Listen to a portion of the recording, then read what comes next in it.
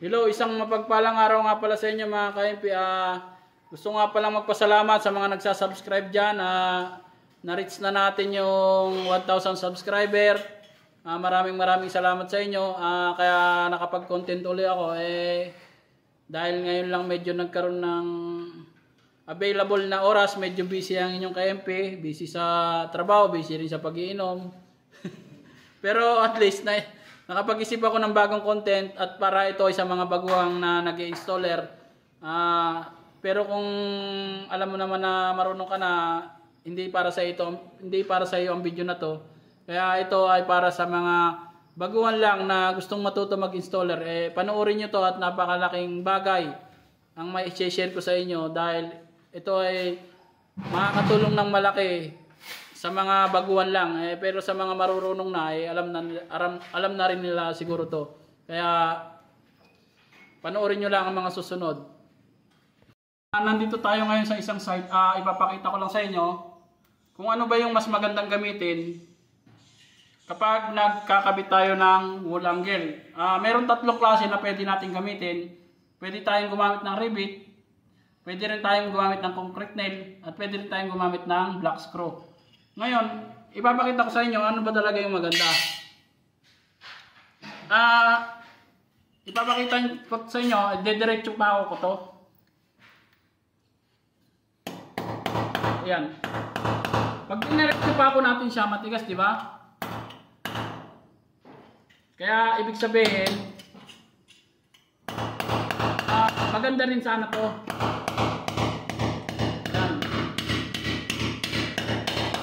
Matibay siya. Ang problema rito sa ganito, pag nasobrahan tayo sa pako, minsan kasi may mga wall na walang laman, yung mga asintada, minsan kasi hindi nila napapalamanan. Minsan to lumuluwag. Kaya mas maganda kung yung butas, yung ganito, lagyan nyo ng punsol o pampasikip na kahoy. Pag gagamitin nyo concrete nail. Tsaka mas madali siyang ipako. Nakikita nyo, mas madali siyang ipako. Pag ganyan yung proseso, masikip siya. Pero may isa pa akong ipapakita sa inyo. Yan. Pag gagamit naman kayo ng black screw, ito, ganun din yung proseso. Gumamit lang rin kayo ng kahoy na punsol. Ayan. Sa totoo lang, pag itong black screw ang ginamit nyo rito, sa totoo lang, matibay rin to. Pwede naman siyang gamitin. Pag black screw, pwede siyang gamitin. Mas madali rin siyang ikutin. Ayan. Pero pag mano-mano yung gamit nyo, syempre medyo matagal. Kaya ang ginagawa namin dyan, gumagamit kami nito, screw bit yung tawag dito. Dito namin binabarena para pag nag-i-screw, mabilis. Di ba mas maganda? Ngayon, yung isang side naman, gagamit naman tayo ng rivet. Kaso yung talim ko rito, pumurol na.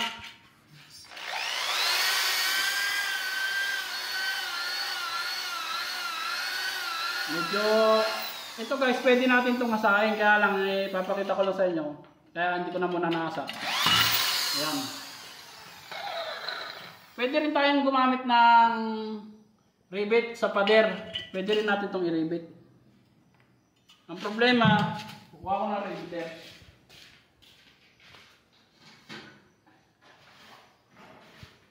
Guys, yung mga rivet namin medyo palpak na. Kaya tingnan natin to kung gumagana. Ayaw na. Ito kasi guys, ano to mga 15 na pump. Ito.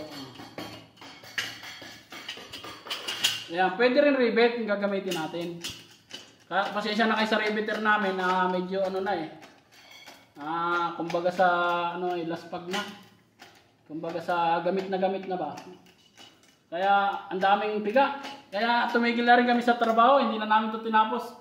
Hindi na namin tinapos siya kasi Nakakangalay pag ganito yung gagamitin natin ano, riveter.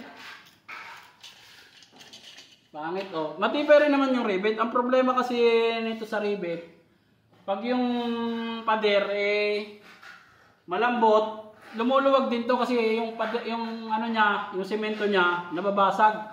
Kaya ang sa totoo lang ayoko rin nang gumamit ng rivet kung iisipin. Itong concrete nail naman na to, maganda na to.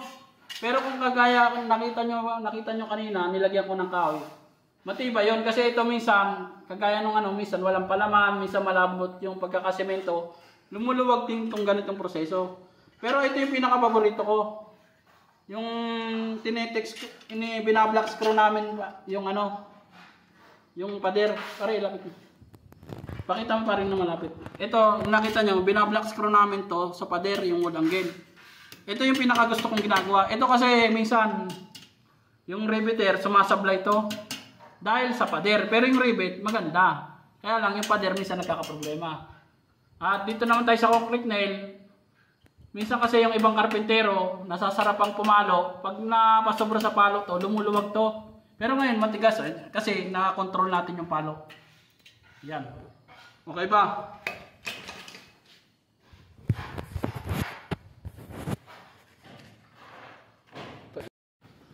Isa pa pala, meron lang akong pahabol. Ito kasing ginamit naming talim, ang laki niya is 1/4. Pero kung meron kami sanang 316, ang isisingit nyo lang dito sa pader, ano lang, ganito lang tingting. Gagamit lang kayo ng tingting. Halimbawa, yung pambutas nyo 316 ang laki, yung tingting, isasalpak nyo lang yung sa butas. Hindi na kayo gagamit ng kahoy na ginawa ko. Kunyari, halimbawa lang to 316 yung ginamit yung pambutas. Ang ilulusot nyo lang dyan talaga, ting-ting lang. Tapos, tsaka nyo na ngayon i-screw.